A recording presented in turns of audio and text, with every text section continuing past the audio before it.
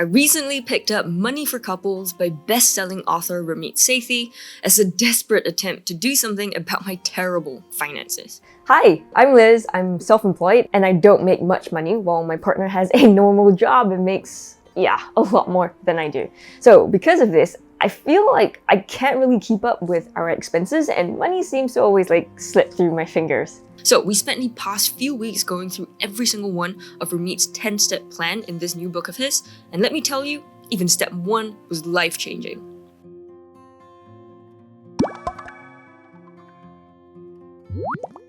Your first conversation about money should follow this general 4-part framework, and this is how my conversation went. Hey babe, I've been reading this book about Ramit Sethi, you know that guy on that How to Get Rich Netflix show we watched together? It really inspired me and gave me so many ideas on how we can talk about money together. I need to tell you this.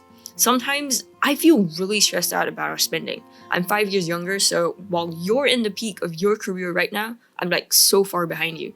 Sometimes I feel like we spend too much on holidays and experiences and money just slips through my fingers. I don't have enough to save.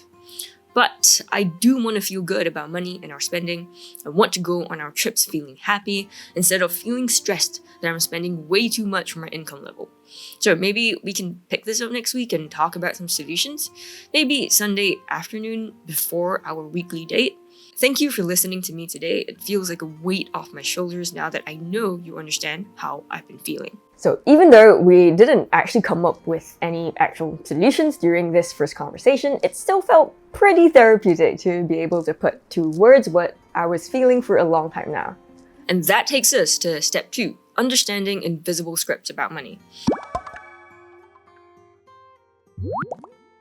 Invisible scripts are life experiences that we've been exposed to our whole life, ever since childhood, which becomes beliefs that we don't even realize that we have, and these subconsciously dictate the way we act with our money now.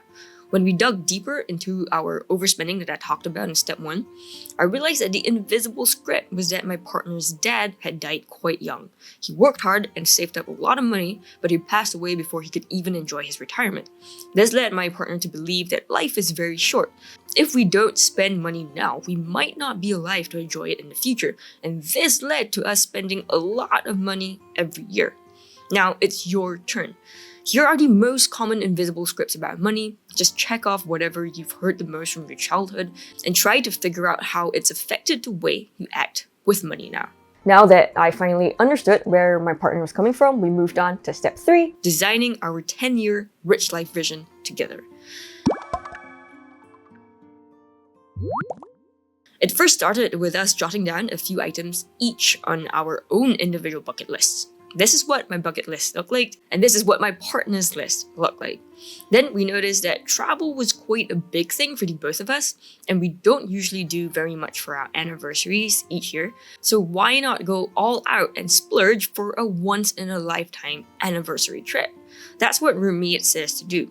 Pick one response that's meaningful to both parties, schedule it, estimate the cost, and then build the system to ensure this bucket list item actually happens.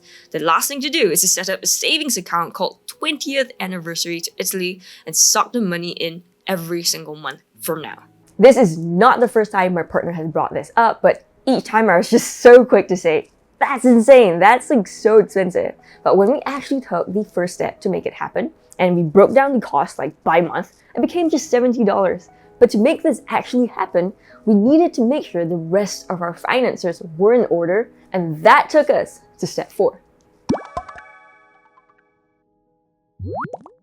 This is one of the key messages that Ramit always shares. Identify your yes dials, which are the things you love, and spend a lot on them. Then identify your less dials, which are the things that you don't love, and spend less on them. From the 10-year vision before, it's honestly super clear to us exactly what our yes styles are. The one key thing for the both of us is travel. And as for our less styles, that's everything that's not on this list. So in personal finance, there are typically 3 big categories of expenses: housing, transport, and food. I was like, okay, if we are going to keep on going for these vacations of ours, we have to cut down on something that isn't as important to us. So when we were making a very difficult decision on whether to renew the lease on our car, we decided not to. And our transport costs have since dropped by 10 times. And looking back, I definitely feel like we made the right decision. And with that, we continued to step 5, a snapshot of your financial life. Here are all the numbers you need to crunch to calculate your net worth. You can find it in the conscious spending plan in the link below, and overall it took us only about 15 minutes each to log into all of our accounts, grab the numbers, and put them together. As much as I love to share how these book experiments go, this is a little bit too private, so moving on, step 6, changing your money dynamic. This involves identifying your own specific couple dynamic and then using Ramit's prompts to get out of whatever toxic dynamic you're in. I honestly didn't find it super useful because we didn't fall into any of these categories, so I went ahead and skipped to step 7, creating a conscious spending plan. Briefly, here's a quick look at our personal CSP. Fixed costs should ideally be 50 to 60% of your take-home pay, and ours falls very nicely in the upper range. Previously, when we still had our car back in step 4, our fixed costs were more like 70%, which was why money felt really tight. But now, after we didn't renew the lease on our car, we are much more comfortable because now we're actually within range. Next is short-term savings goals, which should be about 5 to 10% of your take-home pay. And yeah, if you're wondering, Italy in 9 years is our plan from step 3.